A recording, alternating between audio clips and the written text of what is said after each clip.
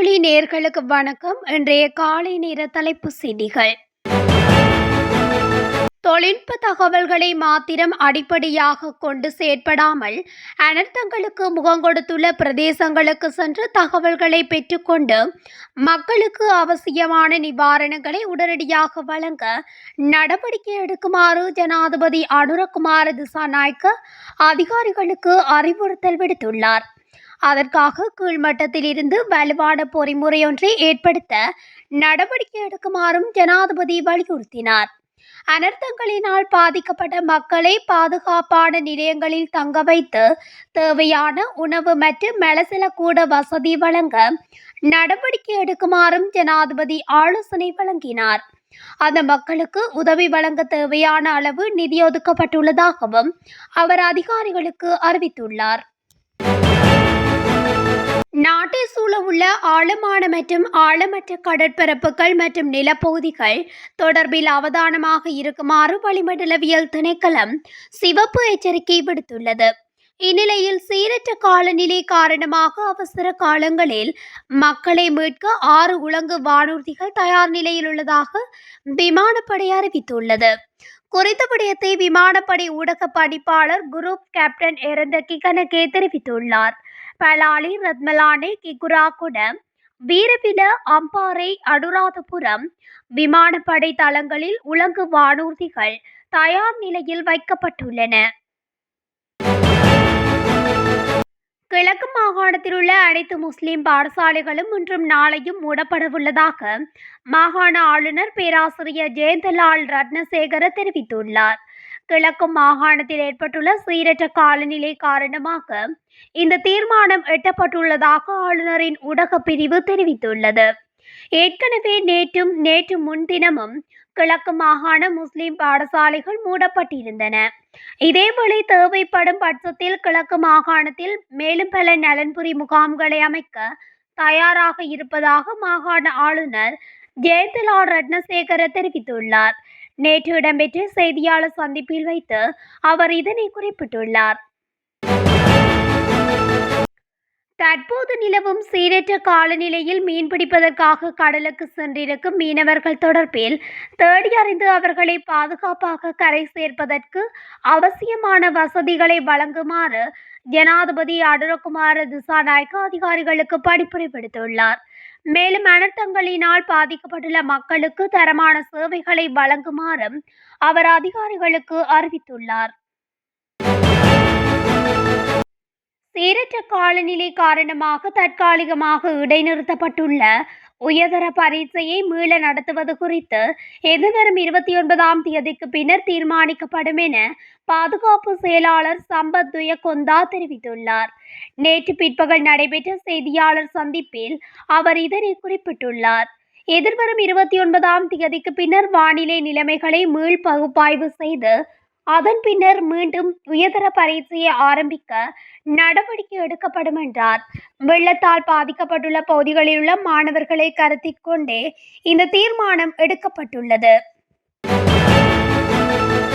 தென்மேற்கு வங்கக்கடலில் நிலை கொண்டுள்ள ஆழ்ந்த காற்றழுத்த தாழ்வு நிலை அடுத்த 12 மணி நேரத்தில் இலங்கையின் கிழக்கு கரையை நெருங்கி புயலாக வலுவடையும் என்று வானிலை ஆய்வு மையம் தெரிவித்துள்ளது. இதன்படி எதிர்வரும் 36 மணித்தியாலங்களில் நாட்டின் வடக்கு, வடமத்திய, மத்திய, மேற்கு மற்றும் வடமேற்கு மாகாணங்களிலும் திருகோணமலை மற்றும் கேகாலை மாவட்டங்களின் சில இடங்களில் 150 மில்லிமீட்டருக்கும் அதிகமான பலத்த மழை பெய்யக்கூடும் எனவும் வளிமண்டலவியல் திணைக்களம் குறிப்பிட்டுள்ளது. இதேவேளை பதுளை, கொழும்பு, கம்பகா, கண்டி, கேகாலை, குருநாகல், மாத்தளை, நுவரெலியா மற்றும் இரத்தினபுரி ஆகிய மாவட்டங்களில் மண்சரிவு அபாயமுள்ள பகுதிகளுக்கு விடுக்கப்பட்டுள்ள மண்சரிவு அபாய எச்சரிக்கை நீடிக்கப்பட்டுள்ளது. தமிழினத்தின் உரிமைக்காக போராடி இன்னுயிர்களை ஈந்த நாயகர்களை மாவீர தினமான இன்றைய நினைவு கூர்வதற்கு தாயகத்தில் மக்கள் கொட்டும் மழைக்கும் மத்தியிலும் பேரெழுச்சியுடன் நேற்றைய தினம் தயாராகி அதனை சிறப்பாக நடத்தியுள்ளார்கள். மாவீர துயிலும் இல்லங்கள், நினைவு தூபிகள், விசேட இடங்களில் மாவீர நினைவேந்தலுக்கான ஏற்பாடுகள் மேற்கொள்ளப்பட்டு மக்கள் அலைமோதி மழையிலும் கண்ணீர் காணிக்கை செலுத்தியுள்ளனர். மாவீர துயிலும் இல்லங்கள் சிவப்பு மஞ்சள் கொடிகளால் அலங்கரிக்கப்பட்டு நேற்று சிறப்பாக அனுஷ்டிக்கப்பட்டுள்ளது.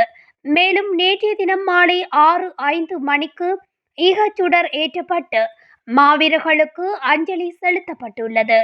மேலும் மாவீர தினத்தை பேரெழுச்சியுடன் அனுஷ்டிப்பதற்காக மாவீர துயிலும் இல்லங்கள் கடந்த ஒரு வார தினமாக மக்களின் பங்களிப்புடன் சிரமதான பணிகளும் செய்யப்பட்டு வந்திருந்தமை குறிப்பிடத்தக்கது. நாட்டில் தற்போது நிலவும் பாதகமான காலநிலை குறித்து தமிழ் பேசும் மக்களுக்கு தகவல் தெரிவிக்க விசேட போலீஸ் அவசர தொலைபேசி இலக்கம் அறிவிக்கப்பட்டுள்ளது. இதன் மூலம் தகவல்கள் மற்றும் உதவி பெற்றுக் கொள்ளலாம் என்று இலங்கை போலீசின் பேச்சாளர் நிகால் தல்துவா தெரிவித்துள்ளார். 107 என்ற விசேட தொலைபேசி இலக்கத்தின் மூலம் பொதுமக்கள் தமக்குரிய விடயங்களை மேற்கொள்ள முடியும் என்றும் அவர் குறிப்பிட்டுள்ளார். அதேவேளை தொடர்ந்து பாதகமான காலநிலையால் மக்கள் கஷ்டங்களை எதிர்கொண்டு வருவதாக நாடளாவிய ரீதியில் இருந்து கிடைக்கும் தகவல்கள் தெரிவித்துள்ளன.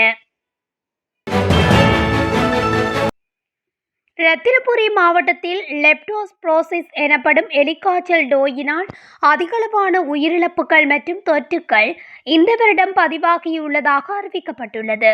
சப்ரகமுவ மாகாண சுகாதார சேவைகள் பணிப்பாளர் கபில கன்னகர சப்ரகமுவ மாகாண சபை வளாகத்தில் இடம்பெற்ற நிகழ்வொன்றில் உரையாற்றிய போதே இதனை தெரிவித்துள்ளார்.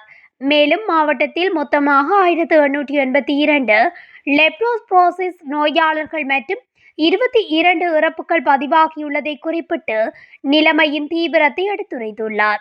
எலிக்காய்ச்சல் எனப்படும் லெப்டோஸ்பைரோசிஸ் நோய்க்கு உரிய சிகிச்சை அளிக்கப்படாவிட்டால் சிறுநீரகம், இதயம் மற்றும் மூளை போன்ற முக்கிய உறுப்புகளின் செயலிழப்பு உள்ளிட்ட ஆபத்தான சிக்கல்களுக்கு வழிவகுக்கும்.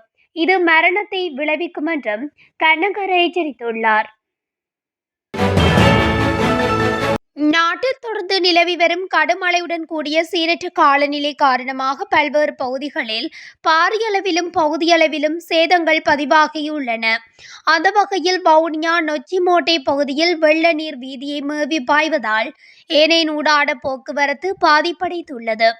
மத்திய மலைநாட்டில் பெய்து வரும் அடைமழையால் நீர்த்தேக்கங்களின் நீர்மட்டமும் வெகுவாக அதிகரித்து வருகின்றது. இந்நிலையில் மேல் கொத்மலை நீர்த்தேக்கத்தின் 3 வான்கதவுகள் திறக்கப்பட்டுள்ளன. முல்லைத்தீவு மாவட்டத்தில் என்றும் இல்லாதவாறு காற்றின் வேகம் அதிகரித்து காணப்படுவதாக வளிமண்டலவியல் திணைக்களம் தெரிவித்துள்ளது.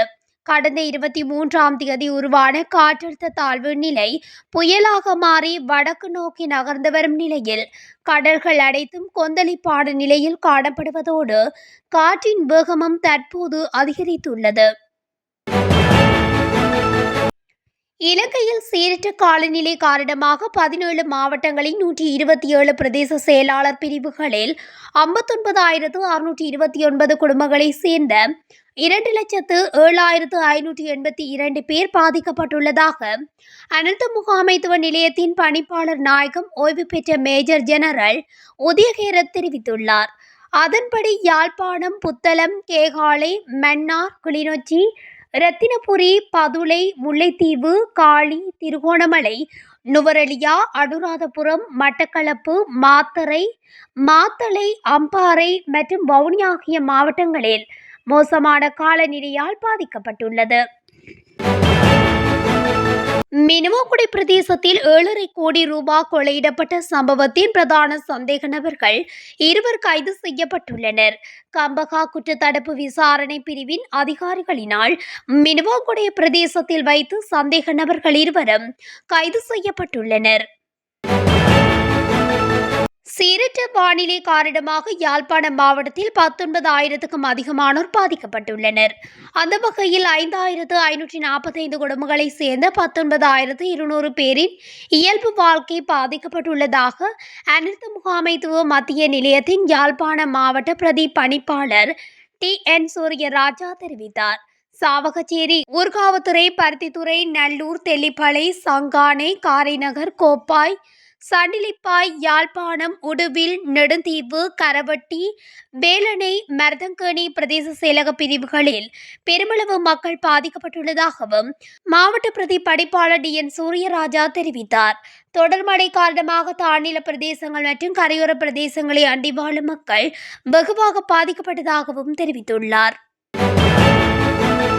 வெள்ள நீரில் அடித்து செல்லப்பட்ட மத்ரசா மாணவர்களில் மேலும் 2 மாணவர்கள் சடலமாக மீட்கப்பட்டுள்ளனர். இதன்படி தற்போது காணாமல் போன மாணவர்களில் 4 மாணவர்களில் 4 சடலமாக மீட்கப்பட்டுள்ளனர். தொடர்ந்து மீட்பு பணிகளில் ராணுவம், விசேட அதிரடிப்படை, காவல்துறையினரும் பங்கேற்றுள்ளதுடன் தன்னார்வ இளைஞர் குழுவினரும் ஈடுபட்டுள்ளமை குறிப்பிடத்தக்கது. கண்டி, மாத்தளை மற்றும் நுவரெலியா மாவட்டங்களில் விடுக்கப்பட்டிருந்த மண்சரிவு எச்சரிக்கை மேலும் நீடிக்கப்பட்டுள்ளது. மேலும் பதுளை, கேகாலை மற்றும் குருநாகல் மாவட்டங்களில் விடுக்கப்பட்ட மண்சரிவு 2ஆம் நிலை எச்சரிக்கையும் நீடிக்கப்பட்டுள்ளது. இதேவேளை கொழும்பு, கம்பகா மற்றும் ரத்தினபுரி மாவட்டங்களுக்கு முதல் நிலை எச்சரிக்கை விடுக்கப்பட்டுள்ளதாக தேசிய கட்டிட ஆராய்ச்சி நிறுவனம் தெரிவித்துள்ளது. இத்துடன் தமிழொலியின் இன்றைய காலை நேர தலைப்பு செய்திகள் நிறைவடைகின்றன. தொடர்ச்சியாக செய்திகளை அறிந்து கொள்ள தமிழொலி ஊடகத்துடன் இணைந்திருங்கள். நன்றி, வணக்கம்.